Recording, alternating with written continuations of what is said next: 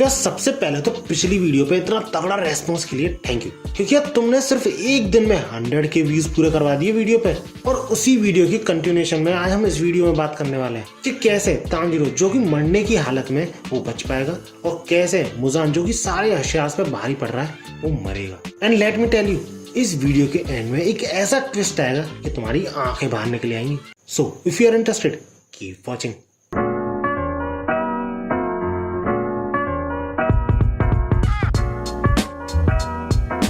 यार पिछली वीडियो में तांजीरो बेहोश हो गया था और बहुत बुरी हालत में ही था, लेकिन उसी के साथ साथ वो खुद को किसी और ही जगह पे पाता है जो कि उसके घर जैसी दिख तो रही होती है, लेकिन एग्जैक्टली उसके घर जैसी होती नहीं है। जहाँ पे वो लकड़ियां काट रहा होता है और उसके बगल में आके एक बच्ची उसे डैडा बुला रही होती है, जिसपे अपना तांजीरो कंफ्यूज, मैं और डैड, अब ये बच्ची है कौन? और वो बच्ची किसी की तरफ इशारा कर रही होती है जो और कोई नहीं यूरिची था, और वो काफी ज्यादा दुखी भी दिख रहा होता है। इसके बाद अगले ही सीन में हमें तांजीरो की करंट कंडीशन दिखाई जाती है, जिसे सुधारने की पूरी कोशिश ग्यू का दोस्त मुराता कर रहा होता है लेकिन बंदे को समझ में ही नहीं आ रहा होता है कि उसे करना क्या चाहिए। जिसके बाद तुरंत ही पीछे से दूसरा डीमन स्लेयर आता है जो कि तांजीरो को यूशिरो के पास ले जाने की एडवाइस देता है। यूशिरो यानी तमायो का असिस्टेंट। इसके बाद हम फिर से तांजीरो को अपनी इनहेरिटेड मेमोरीज में भी देखते हैं। जी हाँ, इनहेरिटेड मेमोरीज जो कि तुमने करंट सीजन में भी देखी होंगी। इसके बाद यूरिची ये बोलता है कि उसे कोई चाहिए था जो कि उसकी बात सुन सके, और थोड़ा सोचने पर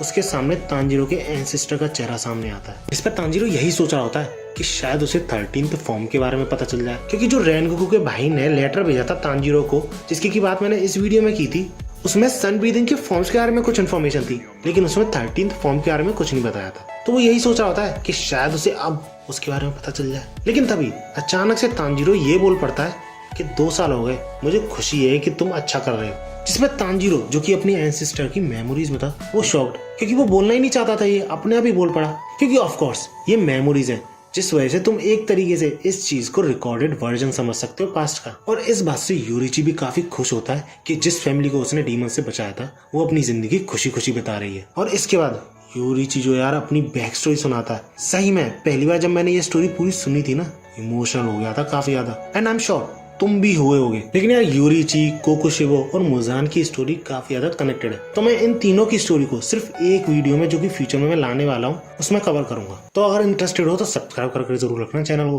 बाकी अगर वापस मुजान पर आए तो उसके अटैक्स जो थे वो लड़ाई के साथ साथ काफी तेज होते आ रहे थे और स्ट्रांग भी होते आ रहे थे। तुम सिर्फ इस एक पैनल से अंदाजा लगा सकते हो कि मुजान अकेला कितनी डिस्ट्रक्शन कर रहा था, जिस वजह से पूरे 5 हशीरास को भी उसके अटैक्स को रोकना, उसके अटैक्स को डॉज करने में प्रॉब्लम आ रही थी। और अगर सिर्फ मित्सुरी की बात करें तो उसे मुजान के अटैक्स दिख तक नहीं रहे थे, वो प्योरली लक और इंस्टिंक्ट पे उन सारे अटैक्स को डॉज कर रही थी। इसलिए बंदी यही सोच रही थी कि उसे सैक्रिफाइस ही करना पड़ेगा खुद को, लेकिन उसे ये भी क्लियर नहीं था कि उसके सैक्रिफाइस करने से मुजान को हराने में मदद होगी भी कि नहीं। अब इस सब के बावजूद मित्सुरी मुजान के पीछे जाके स्नीक अटैक करने की कोशिश करती है, लेकिन इतना करने की सोचती ही है वो बंदी कि तभी उस पर मुजान बहुत तगड़ा हमला करता है और बहुत हैवीली डैमेज पहुंचा देता है उसे। और मुजान ने अटैक इस तरीके से किया था कि ग्योमी तक नहीं समझ पाता है कि आखिर मित्सुरी को चोट पहुंची कैसे। इसके बाद ओबनाई मित्सुरी को संभालने जाता है और बाकी के 3 हशीरास मुजान को जैसे तैसे संभालने होते हैं। अब इतनी चोट लगने के बावजूद मित्सुरी यही बोल रही होती है कि वो अभी भी लड़ सकती है, अभी भी कुछ कर सकती है, लेकिन ओबनाई मित्सुरी को इंसिस्ट करता है और बाकी सारे छोटे मोटे डीमन स्लेयर से यूशिरो के पास ले जाने की बोलता है। और जब ओबनाई वापस फाइट की तरफ बढ़ रहा होता है तो मित्सुरी पीछे रोते हुए ये बोल रही होती है कि प्लीज मरना मत। वो नहीं चाहती कि और कोई भी उसके साथ का मरे। और ओबनाई वापस फाइट में जाते हुए यही सोच रहा होता है कि अगर डीमंस नहीं होते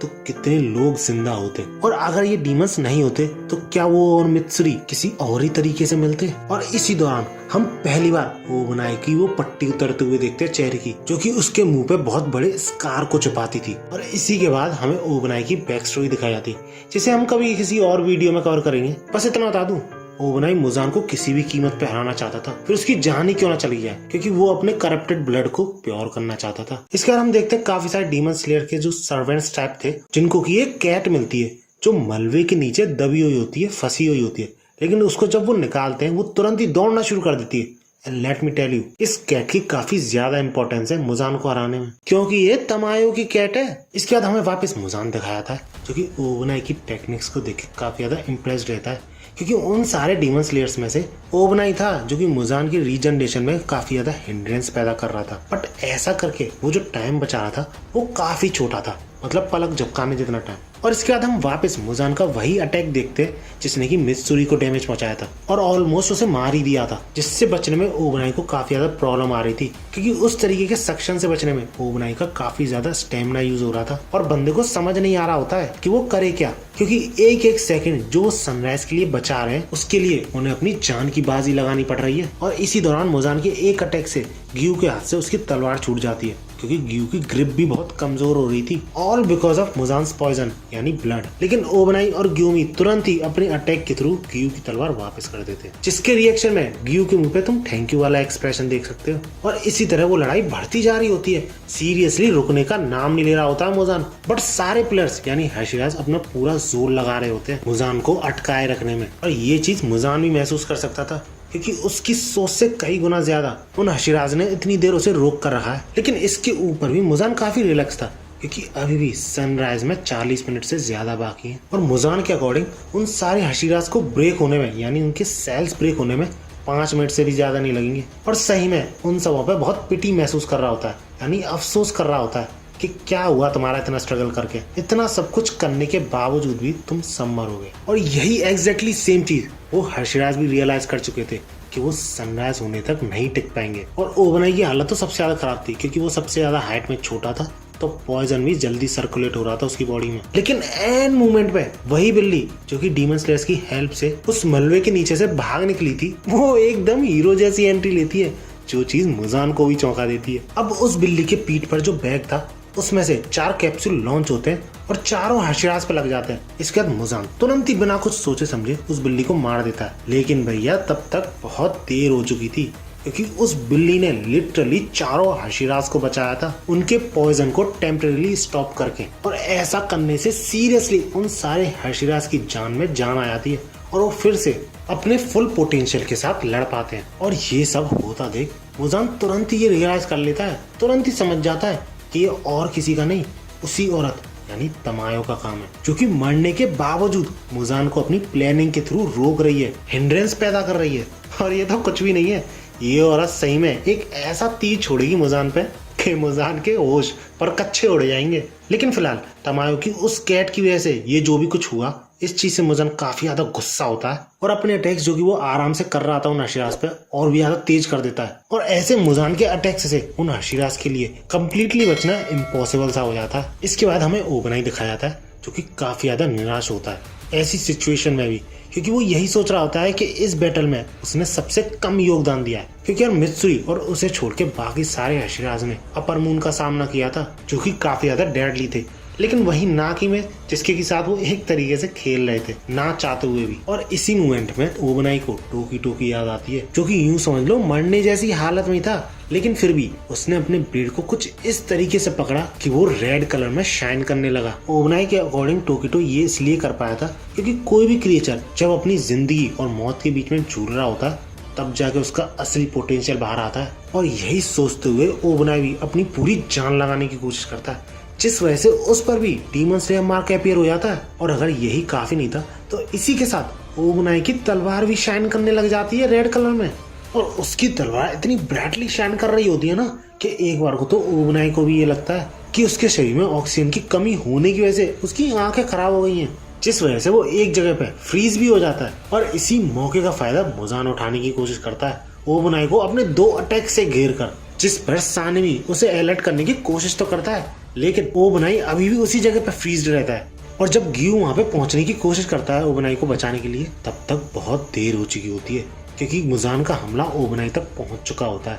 बट मैंने ये नहीं कहा कि मुजान का हमला काम कर गया, क्योंकि ओबनाई उस वक्त हवा में होता है। और ये चीज देख के ग्यू काफी ज्यादा शॉक हो जाता है और साथ ही साथ मुजान भी। लेकिन उसी के बाद मुजान का एक हाथ अलग होकर गिरने लगता है, जिसपे मुजान कम्प्लीटली शॉक्ड कि भैया ये कैसे हुआ। और वो हशिराज से लड़ते लड़ते यही सोच रहा होता है कि आयरन बॉल वाला तो ये नहीं था, सानिमी यानी इस बंदे की तलवार ऐसे काटती नहीं है, और गियू यानी ये बंदा सिर्फ सपोर्ट कर रहा है, और ये बंदा भले ही थोड़ा डिफरेंट है पहले से, इसका ब्लेड भी शाइन कर रहा है, लेकिन इसकी तलवार मुझ तक पहुंच ही नहीं सकती। और यही चीजें सोचते समय मुजान का दूसरा हाथ भी अलग होने लगता है, और जब वो उस इफेक्टेड पार्ट पर गौर करता है तो वो ये देखता है कि इस तरीके का कट किसी शार्प ब्लेड से तो नहीं आ सकता, किसी घिसे हुए ब्लेड से ही आ सकता है। और तुरंत ही मुजान समझ जाता है कि वो यहाँ आ चुके हैं। भले ही वो उन्हें देख नहीं सकता, लेकिन वो लोग यही हैं। For those who don't know, ये सब वो कर पा रहे थे तमायो की टेक्निक की वजह से, और ये चीज भी मुजान जानता था, लेकिन उसे तमायो की इस टेक्निक की कमजोरी भी पता थी, क्योंकि जब तक कोई बंदा मूव करेगा तो उसकी प्रेजेंस को वो पूरी तरह गायब नहीं कर सकता। और इसी चीज के थ्रू वो ये भी अंदाजा लगा लेता है कि ये एक नहीं, दो नहीं, पूरे 3 लोग हैं, और वो छोटे मोटे मूवमेंट से ही उन तीनों के पोजीशन का पता लगा के उन पर अटैक भी कर देता है। और वो 3 लोग और कोई नहीं, जेनेत्सु, इनोजुके और कनाओ होते हैं, जिन्हें देख के ग्यूमी के मुंह से यही चीज निकलती है कि तुम लोग जिंदा हो, जिसके रिप्लाई में इनोजुके भी लाइक किसी का बाप नहीं मार सकता मुझे। और वो लोग जो गायब होने की टेक्निक यूज कर रहे थे वो उन पेपर्स की वजह से थी, और इनोजुके के इस सारे नाटक की वजह से मुजान का ध्यान भटक जाता है, और इसी मौके का ओबनाई इंतजार कर रहा था, जो मौका देखते ही मुजान के दोनों हाथ काट के रख देता। लेकिन इस बार मुजान की जो रीजनरेशन थी वो काफी ज्यादा स्लो थी बिकॉज ऑफ रेड ब्लेड, क्योंकि एटलीस्ट उन्हें कोई लीड तो मिली कि मुजान को सनराइज होने तक कैसे बांधे रखना है, यानी बिजी रखना है। और इस पूरी लड़ाई में हम पहली बार डीमन स्लेयर्स को मुजान पे हावी होते हुए देखते हैं, और ग्यूमी को भी इसी चीज का इंतजार था, क्योंकि सबसे ज्यादा मुजान को वही बिजी रख रहा था, तो उसे मौका नहीं मिल रहा था जरा सा भी अपने वेपन्स को रेड करने का, जो कि वो करता भी है उसकी एक्स और कैनन बॉल को टकरा के। हाँ, भले ये चीज लॉन्ग टर्म के लिए नहीं चलेगी, जो कि ग्यूमी को भी पता था, लेकिन शॉर्ट टर्म के लिए ही सही। जब वो ऐसा करने के बाद मुजान पर अटैक करता है तो सही में उसका अटैक इफेक्टिव निकलता है, जिसके बाद मुजान के एक्सप्रेशन देख के ही तुम समझ सकते हो कि मुजान कितना ज्यादा पिस्ड ऑफ हो चुका था इस सबसे। और ऐसा ही कुछ तरीका गियू और सानिमी भी अपनाते हैं, एक दूसरे की तलवार टकरा के।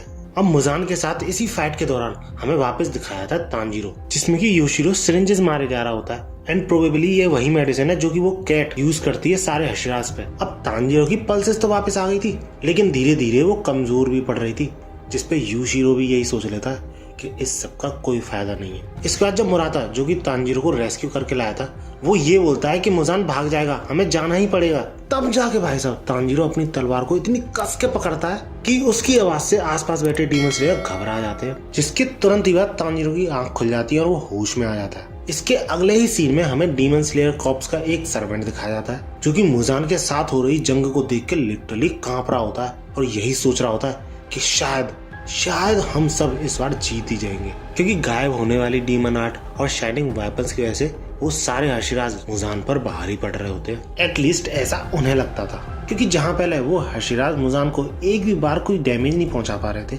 वहीं अब मुजान के लिम्स को काटना उनके लिए काफी ज्यादा आसान हो गया था। और जब ग्यूमी फिर से कंसंट्रेट करके सी थ्रू वर्ल्ड को यूज करता है तो वो शॉक हो जाता है ये देख के कि मुजान के पास कई सारे ब्रेन्स और कई सारे हार्ट्स हैं, और यही अगर काफी नहीं था तो वो सारे हार्ट्स और ब्रेन्स एक जगह पे स्टेबल नहीं रहते, पूरी बॉडी में मूव करते रहते हैं। और तब जाके ग्यूमी को समझ में आता है कि क्यों मुजान का सिर अलग करने से भी उसे कोई फर्क नहीं पड़ता। बट स्टिल ग्यूमी को ये विश्वास था कि अगर बाकी सारे स्लेयर्स भी मेरी तरह सी थ्रू वर्ल्ड को देख पाए और सारी 12 प्लेसेस पे एक साथ हम सब हमला करें तो कुछ बात बन सकती है। दैट्स व्हाई वो सबसे मुजान की बॉडी पे फोकस करने की बोलता है, और ऐसा करने पर ओबनाई भी सी थ्रू वर्ल्ड को एक्सपीरियंस कर पाता है, यानी मुजान की बॉडी को ट्रांसपेरेंटली देख पाता है। अब पता नहीं इसके तुरंत ही बाद मुजान कौन सा अटैक करता है जिससे कि ग्राउंड बहुत तेज शेक होने लग जाता है और बहुत तगड़ी साउंड भी प्रोड्यूस होती है, जिस चीज से डीमन स्लेयर का जो सर्वेंट वहां पे खड़ा था वो घबरा जाता है कि ये क्या था। और थोड़ा इधर उधर देखने पर वो ये पाता है कि सारे के सारे demon slayers including Hashiras completely destroy हो चुके होते हैं, क्योंकि ग्यूमी का एक पैर कट जाता है, गियू का एक हाथ कट जाता है, और ऐसे ही बाकी सारे डीमन स्लेयर्स बहुत दूर दूर बिल्डिंगों में जाके गिरते हैं। सिर्फ एक कनाव थी जो कि मुजान के पास रह गई थी, एंड आई थिंक वो अपनी आइज के थ्रू ऐसा कर पाई थी। अब कनाव खड़ा होकर दोबारा मुजान पे अटैक करने की सोचती तो है, लेकिन वो इतनी ज्यादा घबरा चुकी थी कि बंदी हिल तक नहीं पाती है। जिसके बाद मुजान अपने अगले हमले में कनाव को खत्म करने ही वाला होता है, लेकिन एंड टाइम पे एंट्री होती है अपने हीरो तानजीरो की, जो कि पलक झपकते ही कनाव को बचाने के लिए मुजान की लिम्ब काट देता है और उसी मोमेंट में कनाव को उठा के उस सर्वेंट के पास भी ले आता है उसको ट्रीट करने के लिए। अब इस पे ऑब्वियसली मुजान थोड़ा शॉक तो होता है कि एक तो उसने मुजान के वार से कनाव को बचा लिया और दूसरी बात बचाया भी तो किसने, तानजीरो ने, जो कि मरने की हालत में था कुछ टाइम पहले। लेकिन फिर भी मुजान ऐसी हालत में तानजीरो को देख के ये बोलता है, तुम्हें ऐसी कंडीशन में देख के तो कहा नहीं जा सकता कि मैं डिमोन हूँ या फिर तुम। लेकिन तानजीरो इस सब के जवाब में सिर्फ एक चीज बोलता है, लेट्स फिनिश दिस मुजान। अब तानजीरो जो इतनी देर से इनहेरिटेड मेमोरीज में था, उसमें तानजीरो ने योरीची के थ्रू परफॉर्म करी गई सारी 12 फॉर्म्स को देखा था और जिनके थ्रू से यही पता चल गया था कि कौन से मूवमेंट्स उसके बेकार हैं। एंड दैट्स व्हाई वो अब सारी 12 फॉर्म्स को बड़ी ही एक्यूरेसी के साथ कर सकता था। और इतना ही नहीं, उन सारी 12 फॉर्म्स को देखने के बाद और मुजान की बॉडी को ढंग से ऑब्जर्व करने के बाद वो इस कंक्लूजन पे निकलता है कि 13th फॉर्म और कुछ नहीं, उन सारी 12 फॉर्म्स को रिपीटेटिवली परफॉर्म करने पर निकलती है। अब भले ही तानजीरो को ये पता चल गया हो, लेकिन वो ऐसा कर पाएगा कि नहीं, इस चीज पे वो श्योर नहीं था, क्योंकि ना तो वो योरीची या फिर उसके डैड की तरह टैलेंटेड था और ना वो इस चीज पे श्योर था कि मुजान पहले की तरह भागेगा तो वो उसे रोक पाएगा कि नहीं। क्योंकि यार जब मुजान योरीची के हाथों से भाग निकला तो ऐसी कंडीशन में भला कौन ही रोक पाएगा उसे। बट स्टिल तानजीरो तैयार होता है और मुजान के साथ उसकी बैठक शुरू हो जाती है। और भाई साहब जैसे जैसे तानजीरो अपनी फॉर्म्स को परफॉर्म करने के लिए अपनी स्वॉर्ड को स्विंग कर रहा होता है, उसी के दौरान मुजान को उसमें योरीची की झलक दिख रही होती है। लेकिन इसी के साथ साथ वो डैमेज भी ले रहा होता है मुजान से काफी ज्यादा। और मुजान से लड़ते समय ही तानजीरो को ये समझ में आता है कि क्यों बाकी सब हार गए, क्योंकि मुजान के 2 हाथ तो थे ही, 9 विप्स उसके बैक पे लगी हुई थी और उसी के साथ साथ 8 विप्स उसकी थाइज पर भी थी। और इन सारी चीजों की स्पीड अनबिलीवेबली फास्ट थी। इसके बाद हमें मुजान के थॉट्स दिखाए जाते हैं, जो कि काफी ज्यादा इम्प्रेस हो गया था ह्यूमंस से। मौत की कगार पे खड़े होते हैं तो वो अनबिलीवेबल ग्रोथ दिखाते हैं और इसी रीजन की वजह से वो सारे डीमन स्लेयर्स अपने ब्लेड को रेड कलर में कर पा रहे थे। हाँ वैसे उनमें से कईयों ने अलग तरीके से ही करा था वो, लेकिन तानजीरो, ओबेनाई और म्योइचिरो ये खुद कर पा रहे थे। लेकिन मुजान को ये साफ क्लियर था कि ये सब चाहे कुछ भी कर ले, वो आदमी इनकी लीग से कम्प्लीटली बाहर था, बहुत ऊपर था, क्योंकि उसके अटैक्स जैसा तानजीरो कर रहा है वैसे थे ही नहीं। क्योंकि योरीची की टेक्निक में एक्यूरेसी और उसी के साथ साथ पावर भी कई गुना ज्यादा थी। एंड ऑफ कोर्स ऐसे लोग दुनिया में बार बार पैदा थोड़ी होते हैं, जिस वजह से वो तानजीरो की एक्यूरेसी भी घटते हुए देख रहा था और जल्दी उसे एक्सपेक्टेड था कि तानजीरो की रेड तलवार जो है वो नॉर्मल हो जाएगी। और ऐसा ही कुछ तानजीरो 6th फॉर्म तक पहुंचने पर ही महसूस कर सकता था। बंदे को सही में ऐसा लग रहा था कि उसके लंग्स फट जाएंगे, उसकी जो लिम्स है वो उसके शरीर से अलग हो जाएंगी और उसका हार्ट काम करना बंद कर देगा थोड़ी देर में। बट स्टिल वो कंटिन्यूअसली मुजान पे अटैक करने की कोशिश कर रहा था। लेकिन इतनी देर तानजीरो से लड़ने के बाद वो यही सोच रहा होता है कि मैं इस बंदे को खत्म क्यों नहीं कर पा रहा हूँ, एक ऐसा बंदा जो कि थकान से समझ लो मरने ही वाला है। और थोड़ी देर बाद वो ये रियलाइज करता है कि तानजीरो तो स्लो होता ही जा रहा है उसके थकान की वजह से, लेकिन उसी के साथ साथ वो भी स्लो होता जा रहा है। तभी तो तानजीरो उसे इतनी देर तक संभाल पाया। अब इसका रीजन तो उसे नहीं पता था, लेकिन उसे इतना क्लियर था कि वही औरत यानी तमायो ही इसके पीछे है। तो इसलिए वो अपनी बॉडी में जाता है, तमायो की सेल इकट्ठा करता है और उससे ये पूछता है कि आखिर तुमने मेरे साथ किया क्या है। जिस पर तमायो सही में डेविल स्माइल के साथ ये बोलती है कि तुम खुद ब्रेन सेल्स का यूज करके पता क्यों नहीं लगा लेते। और जब मुजान ऐसा करता है तो उसे ये पता चलता है कि ह्यूमन में कन्वर्ट करने के अलावा एक और ड्रग उसकी बॉडी में इम्प्लांट किया गया था, जो कि था एजिंग ड्रग, जिसकी हेल्प से हर 1 मिनट में मुजान 50 साल की स्पीड से एज होगा। और ये जान के सही में मुजान के पैरों तले जमीन खिसक जाती है और तब जाके बंदे को चीजें क्लियर होती हैं कि क्यों उसे इतनी प्रॉब्लम हो रही है उन हर्षराज के बाद तानजीरो से इतना लड़ने में। और क्योंकि वो ड्रग कई घंटों से काम कर रहा है उस पर, तो मुजान की एज प्रोबेबली लगभग 9000 ईयर्स हो चुकी है। और तभी से समझ में आता है कि क्यों उसके बाल वापस व्हाइट से ब्लैक नहीं हुए। अब ये चीज पता लगने के बाद मुजान कोशिश तो करता तानजीरो को अपने आप से दूर रखने की, लेकिन ऐसा कर नहीं पाता। और इसी टाइम के अराउंड तानजीरो अपनी पूरी 12 फॉर्म्स को कंप्लीट भी कर लेता है। अब बस उसे ये सारी फॉर्म्स रिपीट करनी थी ज्यादा स्पीड और एक्यूरेसी के साथ। इसके बाद हम योशिरो और कुछ डीमन स्लेयर कॉर्प्स के मेंबर्स को देखते हैं, जो कि उन हर्षराज के साथ जो इंजर्ड हैं उन सबको मेडिकल ट्रीटमेंट देने की कोशिश कर रहे होते हैं ऐसे एनवायरनमेंट में, स्पेशली ग्यूमी, क्योंकि अगर इस बंदे को कुछ हुआ तो तानजीरो भैया अकेले नहीं संभाल पाएगा मुजान को। और ये चीज योशिरो भी समझता था। इसके बाद हमें वापस मुजान और तांजीरो की फाइट दिखाई जाती है, जिसमें वैसे तो तांजीरो काफी अच्छा कीप अप कर रहा होता है अटैक्स करने में, मुजान के अटैक्स को डॉज करने में, लेकिन कुछ टाइम बाद ऑक्सीजन की कमी होने की वजह से उसकी विजन पे भी इफेक्ट पड़ने लगता है, जिस वजह से वो हड़बड़ी में गिरने भी वाला होता है। और इस पॉइंट ऑफ टाइम पे आके गिरने का मतलब था मुजान के अटैक को फेस करना। लेकिन तभी ओबनाई वहां पे पहुंच जाता है और तांजीरो को बाल बाल बचा लेता है, और उसे देख के मुजान भी काफी ज्यादा शॉक हो जाता है और उससे वो ये बोलता है, यू डेथ डिफाइंग बास्टर्ड। इसके बाद तांजीरो जब अपनी आंखें खोलता है तो वो ये देखता है कि ओबनाई की आंखें पूरी तरीके से डैमेज हो चुकी है। वो दोनों आंखों में से एक भी नहीं खोल पा रहा था, जिसका रीजन वैसे तांजीरो खुद को समझता है, लेकिन ओबनाई उससे ये बोलता है कि पहले ही हो चुका है। लेकिन टेंशन की कोई बात नहीं थी, क्योंकि ओबनाई के पास उसका सांप था, जो कि लिटरली मुजान के अटैक्स को इतना प्रिसाइजली बता रहा था कि मुजान का एक भी अटैक ओबनाई तक पहुंच नहीं पा रहा था। और इस चीज से मुजान खुद चौंक जाता है कि एक सांप उसके अटैक्स को प्रेडिक्ट कर सकता है। और इस तरह हमें तांजीरो और ओबनाई का डुओ देखने को मिलता है, जो कि मुजान पे काफी भारी भी पड़ता है, जिसका कि पूरा श्रेय मुजान उस एजिंग ड्रग को देता है। क्योंकि अगर वो ड्रग नहीं होता ना मुजान के अंदर, तो वो उन दोनों को, जो कि इतने हैवीली इंजर्ड है और इतने थके हुए भी हैं, आसानी से हरा देता है ना। लेकिन हमें ये भी पता चलता है कि मुजान वैसे तो इस एजिंग ड्रग को भी डिकम्पोज कर सकता था, जैसे कि पिछला ड्रग करा था उसने डिकम्पोज, लेकिन इन डीमन स्लेयर से लड़ते समय उसका इतना स्टेमिना ड्रेन हो रहा है कि उस ड्रग को डिकम्पोज करने के लिए मुजान को मौका और एनर्जी दोनों ही नहीं मिल रही थी। अब तांजीरो इस फाइट के दौरान यही सोच रहा होता है कि मुजान को इतना कमजोर करने के बाद, इतना थकाने के बाद भी वो कितना ज्यादा स्ट्रॉन्ग है। और जब वो मुजान के हमलों में ओपनिंग ढूंढने की कोशिश करता है, तो तभी तांजीरो, मुजान और हम सब ये देखते हैं कि मुजान के शरीर पर बहुत सारे स्कार्स अपीयर होने लग जाते हैं अचानक से, जिससे तांजीरो तुरंत ही समझ जाता है कि ये और किसी का काम नहीं,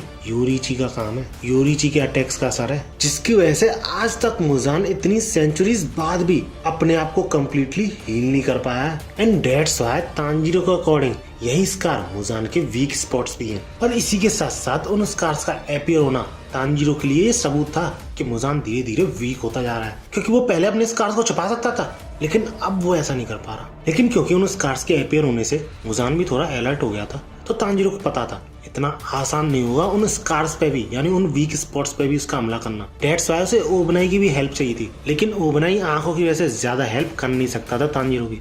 लेकिन तभी तांजीरो को उन पेपर्स का ध्यान आता है, जिसके के थ्रू सारे लोग जो कि हेडक्वार्टर में इस फाइट को मॉनिटर कर रहे हैं, यानी इसके थ्रू ओबनाई की भी विजन वापस आ सकती थी उसके स्नेक की हेल्प से। लेकिन जब तक तांजीरो ओबनाई से ये बोलता, मुजान अचानक से दौड़ना शुरू कर देता है, लिटरली फाइट से भागने लग जाता है, जिस चीज से तांजीरो भी शॉक हो जाता है, क्योंकि यार इतना स्ट्रॉन्ग बंदा लड़ाई छोड़ के भागेगा तो कोई भी शॉक तो हो ही जाएगा। लेकिन ओबनाई की नजर में मुजान का ऐसा करना ऑब्वियस भी था, क्योंकि मुजान कोई समुराई की तरह नहीं है जिसके पास उसका प्राइड हो, उसकी इज्जत हो। वो सिर्फ एक क्रिएचर है, एक लाइफ फॉर्म है, जो कि अपने सर्वाइवल को सबसे ज्यादा इंपॉर्टेंस देता है। और जब यार मुजान भाग रहा होता है तो वहां पे पड़ी बॉडीज को लिटरली कुचलते हुए भाग रहा होता है, जिस चीज को देख के तांजीरो को काफी ज्यादा गुस्सा आता है, और वो वहां पे पड़ी बॉडीज के जो ब्लेड्स थे उन्हीं को मुजान पे फेंकना शुरू कर देता है, जिनका सामना करते हुए मुजान थोड़ा स्लो होता है, और इसी का फायदा ओबनाई उठाता है और उसके गले में अपनी तलवार घुसेड़ देता है। इतनी देर में तांजीरो भी वहां पे पहुंच जाता है और फिर से वो मुजान को अपने साथ फाइट में एंगेज कर लेते हैं, जिसके बाद तुरंत ही तांजीरो मौका मिलने पे ओबनाई को वो पेपर्स देता है, जिसके थ्रू उसकी विजन तो आए थोड़ी बहुत वापस।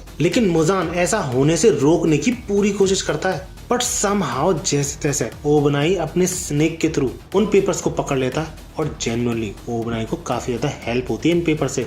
और इसी थोड़े बहुत वजह से वो दोनों ही सिर्फ मुजान पे काफी ज्यादा भारी पड़ते हैं, लिटरली सही में इतने ज्यादा भारी पड़ते हैं कि मुजान हाफने लग जाता है बीच लड़ाई में, जो कि उसके साथ पहली बार हो रहा होता है, जिस वजह से वो इस बात से खुद शॉक हो जाता है कि वो Muzan the demon king out of breath हो चुका है फाइट के दौरान। और इसके तुरंत ही बाद हम नेजुको को देखते हैं, जो कि तांजीरो की तरफ दौड़ रही थी, हमने पहले देखा था, जिस वजह से इस पॉइंट ऑफ टाइम पे वो सिटी के बहुत पास पहुंच चुकी होती है जहां पर की लड़ाई चल रही थी। लेकिन यही चौंकने वाली बात नहीं है, नेजुको की एक आंख ह्यूमन में कन्वर्ट हो गई थी, यानी नेजुको इस पॉइंट ऑफ टाइम पे डीमन से ह्यूमन में ट्रांजिशन कर रही थी। और ये सब होने के दौरान उसे सब कुछ याद आता है कि कैसे मुजान उनके घर में एंटर करा था, कैसे उसने बड़ी ही बेरहमी से उसके सारे भाई बहनों और साथ ही साथ उसकी माँ को भी मारा, जिसके बाद कैसे तांजीरो उनके पास रोते हुए आया था, और कैसे कैसे तांजीरो और नेजुको के इतने सारे दोस्त भी बने। और यही सब कुछ सोचते हुए नेजुको पूरी तरीके से ह्यूमन में कन्वर्ट हो जाती है और अपना नाम भी बोल पड़ती है।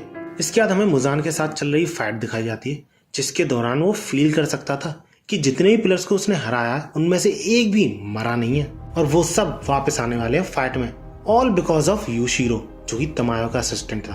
अब ये सारे सर्कमस्टेंसेस देखने के बाद मुजान को और कोई रास्ता नहीं दिखता और वो खुद की बॉडी को फुलाने लग जाता है, जो देख के तांजीरो समझ जाता है कि फिर से अपनी बॉडी के कई हिस्से करने वाला है भागने के लिए, और इसी चीज के लिए वो ओबनाई को भी अलर्ट करता है। बट स्टिल उसे अभी भी ये डाउट था कि वो दोनों मिलके भी मुजान जब स्प्लिट होगा उसे रोक भी पाएंगे। लेकिन सरप्राइजिंगली मुजान चाहते हुए भी स्प्लिट नहीं हो पाता है। जिस चीज से तांजीरो तो शॉक होता ही है, उससे भी कई गुना ज्यादा मुजान शॉक हो जाता है, जिसके तुरंत ही बाद बिना कुछ सोचे समझे मुजान को ये तुरंत ही रियलाइज हो जाता है ये भी उसी औरत का काम है। उसने 2 नहीं 3 ड्रग इम्प्लांट किए थे उसमें, जिनमें से एक उसे स्प्लिट होने से रोक रहा है। लेकिन यार तमायो इससे भी एक कदम आगे थी। लिटरली मैं तुमसे कहा था ना, इसको तुम हल्के में मत लो अपने पिछले पार्ट में, क्योंकि इस औरत ने 3 नहीं 4 ड्रग इम्प्लांट किए थे, जिनमें से 3 के बारे में तो तुम्हें पता चल ही गया। चौथा ड्रग मुजान के जो वीक पॉइंट्स थे उनको और भी ज्यादा कमजोर कर रहा था, वहां के सेल्स को डिस्ट्रॉय करके। और इसी रीजन की वजह से मुजान खून की उल्टियां दे जाता है, क्योंकि तमायो भले ही मर गई हो लेकिन मरने के बावजूद वो मुजान के साथ लिटरली खेल रही होती है। जिसके बाद मुजान गहरी सोच में कि नॉर्मली ये डीमन स्लेयर जितने भी अटैक्स कर रहे हैं अपने वेपन्स के थ्रू, इनका कोई भी असर नहीं होता उस पर, क्योंकि इन सब के सारे अटैक्स और इनके वेपन्स इंफीरियर थे उस बंदे से। ऑब्वियसली यूरिची की बात कर रहा है वो। और इसके अलावा उसने आज तक थकान महसूस नहीं करी, चाहे वो कितनी बार भी रीजनरेट क्यों ना हुआ हो। लेकिन सिर्फ 4 ड्रग्स ने इस फाइट की काया पलट कर दी है, क्योंकि जो वेपन्स उसका कुछ भी नहीं बिगाड़ सकते थे वो इतने ज्यादा इफेक्टिव निकल रहे हैं सिर्फ उन 4 ड्रग्स की वजह से। और क्योंकि ये 4 ड्रग्स मुजान के लिए नए थे तो उसे एनालाइज करने के लिए, उन ड्रग्स को डिकम्पोज करने के लिए टाइम भी चाहिए था, वो उसे मिल नहीं रहा था। तो मुजान अचानक से हिलना बंद कर देता है, जिस चीज को देख के तांजीरो थोड़ा शॉक, बट फिर भी तांजीरो पॉजिटिव था कि वो सनराइज तक उसे रोक सकते हैं। लेकिन यार मुजान इतना खतरनाक शॉक वेव वाला अटैक करता है कि तांजीरो को हिलना तो छोड़ो, वो ढंग से बोल भी नहीं पाता है कुछ, क्योंकि इस अटैक ने उन्हें दूर तो फेंका ही था,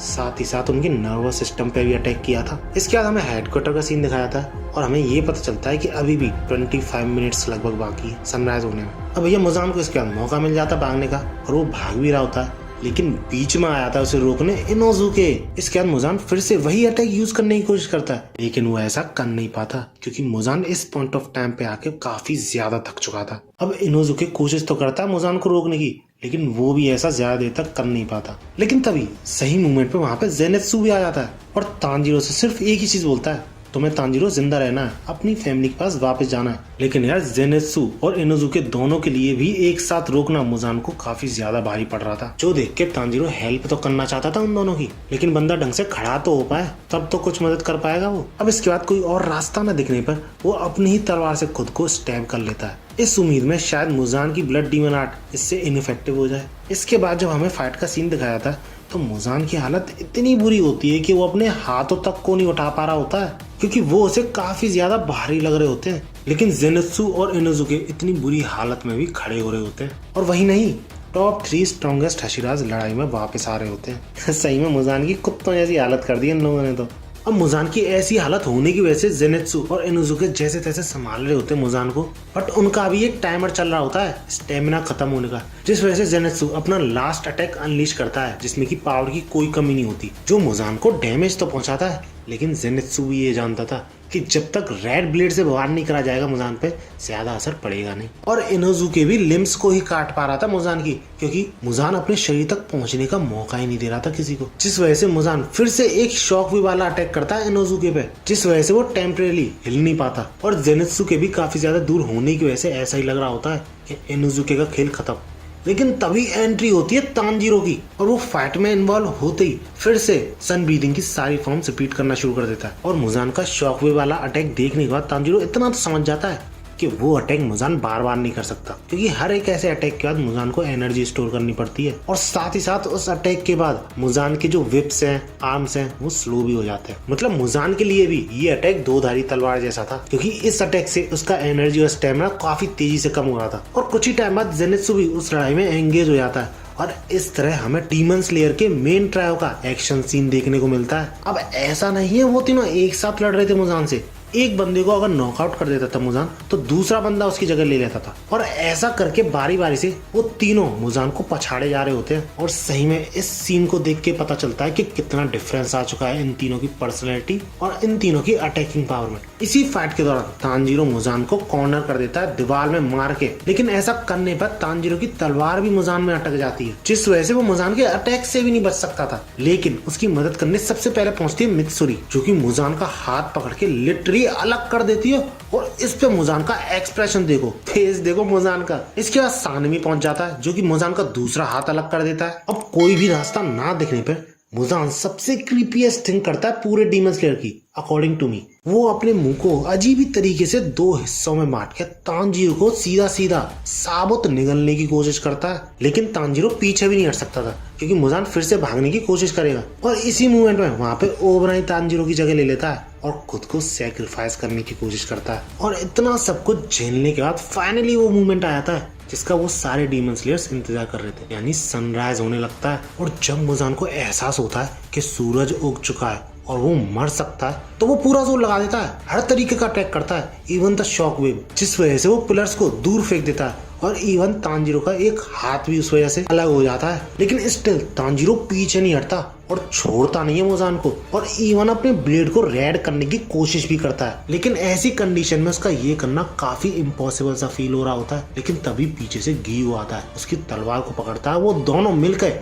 उस तलवार को रेड कलर में शाइन करा पाते हैं, जिस वजह से मुजान कमजोर हो जाता है और कुछ भी करने की हालत में नहीं होता। इतने में मुजान पे सनरेज पड़ती है और वो जलने लगता है। और मुजान को ऐसा जलते हुए देख के तानजीरो काफी ज्यादा खुश हो रहा होता है कि फाइनली मुजान का एंड होने वाला है। अब ऐसी सिचुएशन में मुजान यही सोच रहा होता है कि अगर वो छोटा होगा बचने के लिए, वो तुरंत ही वेपराइज हो जाएगा, तो वो अपनी बॉडी को बहुत सारे फ्लैश के थ्रू कवर करने की सोचता है। और इस प्रोसेस में वो अपने आप को बेबी की शेप में कन्वर्ट कर लेता है और साथ ही साथ तानजीरो को भी एब्जॉर्ब कर लेता है। अब वैसे मुजान जल तो रहा था सनरेज की वजह से, लेकिन ऐसी सिचुएशन में वो शेड ढूंढने की कोशिश करता है कि कहीं तो वो सनरेज से बच जाए। लेकिन बाकी सारे डीमन स्लेयर्स पूरी कोशिश कर रहे होते हैं कि ऐसा ना हो पाए, क्योंकि हर्षराज जो थे वो ऐसी कंडीशन में थे ही नहीं कि वो फिर से फाइट में इन्वॉल्व हो सके। इवन वो गाड़ियों से भी मुजान की बॉडी को पुश करने की कोशिश करते हैं सनरेज की तरफ, लेकिन उसी मूवमेंट पे सानवी वहां पे पहुंच के मुजान का एक हाथ काट देता है और पीछे से ग्यूमी अपनी चेंज के थ्रू मुजान को उल्टा लेटा देता है। लेकिन अभी भी मुजान डस्ट में कन्वर्ट ही नहीं हो रहा होता है,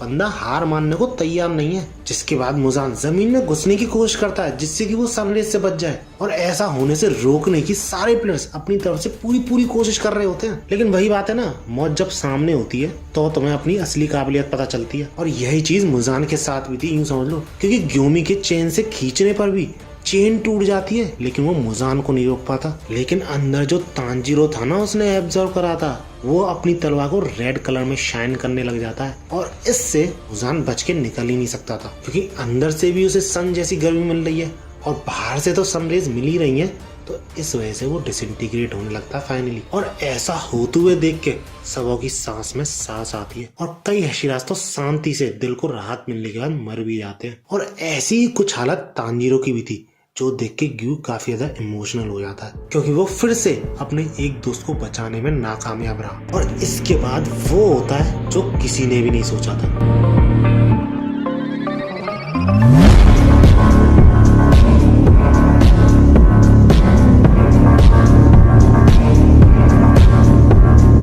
लेकिन वो अपनी सारी पावर, सारे इमोशंस तानजीरो को सक्सीड कर देता है, और ऐसा होने पर तुरंत ही तानजीरो का जो हाथ गायब हो चुका था उसे वो रीजनरेट कर लेता है एक झटके में, और तुरंत ही एक डीमन स्लेयर पर अटैक भी करता है, लेकिन गियू से बचा लेता है। और जब तानजीरो की तरफ सारे लोग ध्यान से देखते हैं तो वो ये पाते हैं कि तानजीरो एक डीमन बन चुका है, और छोटा मोटा डीमन नहीं, डीमन किंग। क्योंकि जब तानजीरो पे सनरेज पड़ती है तो उसका भी इफेक्ट थोड़ी देर में उस पर काम करना बंद कर देता है, और इस चीज से गियू भी शॉक हो जाता है, क्योंकि सनरेज के अलावा और कोई तरीका ही नहीं था तानजीरो को हराने का। अब गियू के बाद इनोजुके भी आता है, जो कि तानजीरो को रोकने की भी कोशिश करता है, लेकिन बंदा भाई अटैक कैसे करे, क्योंकि तानजीरो उसका पहला दोस्त था। लेकिन तानजीरो जो होश खो चुका था बिल्कुल भी नहीं झिझकता इनोजुके पे वार करने में। लेकिन तभी नेजुको इनोजुके के सामने आके तानजीरो को गले लगा लेती है और ये सब रोकने की बोलती है। लेकिन हम ये देखते हैं कि नेजुको का खून तानजीरो के मुंह लग चुका था, और सही में तानजीरो अनकंट्रोलेबल होता जा रहा था, किसी से कंट्रोल नहीं हो रहा था।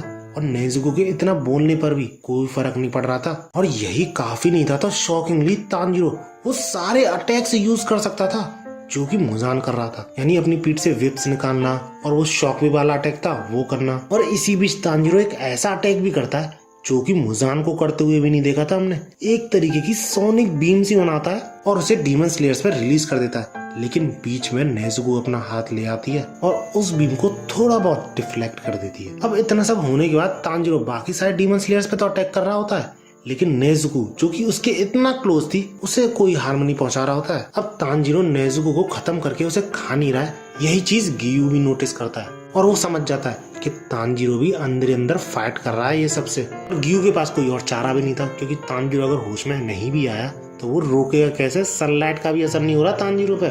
इसी के तुरंत बाद हमें कनाव दिखाई जाती है जो कि अपनी पॉकेट से एक तरीके का कैप्सूल निकाल रही होती है जो उसको शिनोबु ने दिया था फॉर एन इमरजेंसी, क्योंकि ये मेडिसिन डीमंस को ह्यूमंस में कन्वर्ट करने के लिए थी।